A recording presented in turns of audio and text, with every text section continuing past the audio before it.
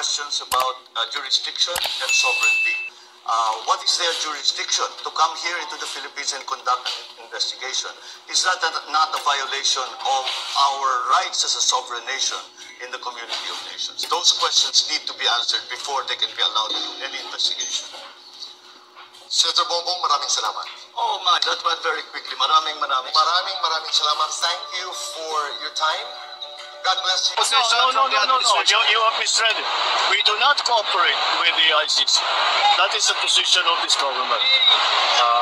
Pero pag nirad notice po ng Interpol, we will be obliged to participate. As Secretary Remulla explained before, we have obligations to Interpol, and we have to live up to those obligations. And therefore, the next is Interpol.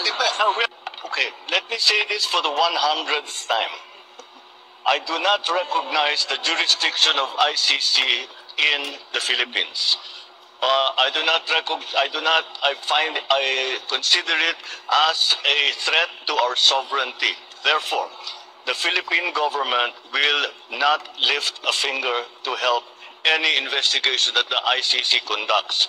However, as ordinary people, they can come and visit the Philippines. Pero hindi kami tutulong sa kanila.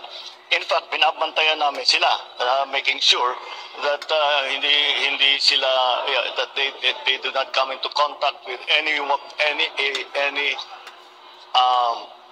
agency of government. And if they are contacting agencies of government, na sasabihin yung whatever, policeman, local government, sabihin nyo, wag nyong sasagutin. Yun ang sagot natin, that we do not recognize your jurisdiction, therefore we will not assist in any way, shape, or form any of the investigations that the ICC is doing here in the Philippines. On the 18th of February, the President said, my position has not changed. I have stated it often, even before I took office as President, that there are many questions about ICC's jurisdiction and that we here in the Philippines regard as an intrusion into our internal matters and a threat to our sovereignty. Does the DFA agree with this statement? The Philippines is not a member of the ICC. And the DFA defers to the Department of Justice as the implementing agency when it comes to cooperation on ICC matters. Madam Chair. Yes, so to the best of your knowledge and in the consideration of the DFA, we are not a member of the ICC. Yes, Your Honor. Thank you. And the DOJ having been referred to, may I call on Secretary Remulla, please, to clarify this issue. We are not members of the ICC, ma'am. So whatever relationship we have with the ICC is on an arm's length basis if we have to talk to them. But we have never spoken to them. I'm sorry, Secretary, I didn't hear you. Whatever relationship we have... It's on an arm's length basis, meaning very transparent if ever. But we have never spoken to them. Hihilain ko yan. Hihilain ko yan. Naku maniwala ka, hihilain ko yan. Katong manas. Pero hihilain ko yan.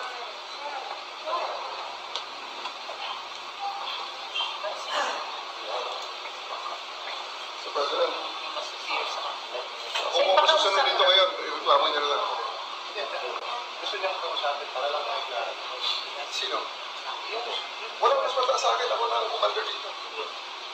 Sir na ako, sir. Diretso rin niya ako sa aeroplano? Yes, sir. Okay, sir. Your lawyers are witnesses. You can always file. You have to kill me.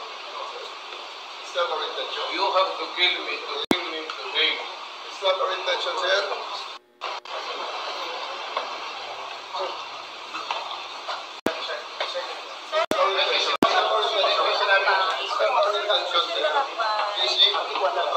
Di ba siya po yung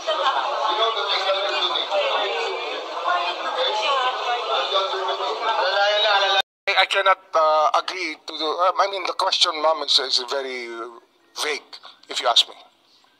Hindi, nagbago, di ba? Nung una, sabi niya talagang haharangan niya. At Because I cannot, as I said earlier, ma'am, Tapos biglang sinabi na bukas ang Pilipinas. Kung nag-iimbestiga sila, papasukin. Pwera lang pag may ginagawang illegal o may krimen. Again, I can say that hindi ko pwede magkomento sa state of mind niya. Kung paano ho nag-iisip ang Pangulo, hindi pa ako tinatanong kung galit, wala naman akong tinatanong kung masaya. Yun ang state of mind. Ang tinatanong ko, dun sa sinabi, hindi ba maliwanag na nag-iba? Sabi ko nga ho, lahat tayo nagbabago ng pag-iisip sa pagdaan po ng panahon. Okay. Tayo po natututo naman ng unti-unti at nauunawaan natin ng gusto ang kaya mga nga. pangyayari sa paligid natin. Kung aaminin natin na nagbago ang pag-iisip, bakit? At kailan nagbago yung pag-iisip natin tungkol sa jurisdiction ng ICC? Bakit? At meron bang dahilan? Baka may alam ang DND, baka may alam ang NSC, para maintindihan natin kung saan na tayo ngayon. Kasi tayo ay nag-iimbestiga in aid of legislation. Gusto ko malaman saan ba tayo patungo. Ano na ba ngayon? Palibasa, eto nga, admitido natin. Mag-imbestiga kayo, tapos useless din Kung yung batas na. nagbago, saan na tayo ngayon? Siguro po yung pag-unawa po ng ICC jurisdiction. Kasi nung nag-aapela pa tayo sa ICC, na sinasabi natin na hindi tayo saklaw dito. Marahil yung isang pagising natin sa katotohanan na ang hinahabol ng ICC ay hindi naman bansa, ngunit individual. Marahil yun po yung pag-unawa na nagbago sa ating lahat. Kasi hindi naman po estado natin ang hinihimok ng ICC, kundi po yung mga individual dito na nagkasala at yung Individual, so ibig sabihin ng kahit mga sino krimen pwede at ng bitbitin mga pamilya sa po ng mga plano. biktima ng mga pagpatay nung panahon na yun. Okay. At sabihin natin may limited cooperation sa ICC. Sabihin natin, nung 13 November, si ASEC ES Bersamin pala, ay nagsabi that if the ICC refers the process to Interpol, which may then transmit a red notice to the Philippines, the government will feel obliged to consider the red notice. Parang may ganon, may statement ba dyan? Yung kay ES Bersamin. Alala ko po yung statement na yun. Naalala po Opo. niya? Opo. Oo. So, yung pagbabago ay malinaw. Kasi pati si Executive Secretary, diniin na nagbago nga talaga. Tama po ba? Kasi sabi niya, kapag may pulang notisya. Marahil dahil ito sa mga karanasan natin sa mga nakaraang buwan na tumutulong po ang Interpol sa ating bansa. Kaya ang pag-alam natin sa Interpol ay ganun-ganun na lamang. Hindi po natin pinababayaan na magkasamaan ng loob sa Interpol sapagkat sila po ay ating inaasahan sa maraming pagkakataon. Tama, talagang lumalahok tayo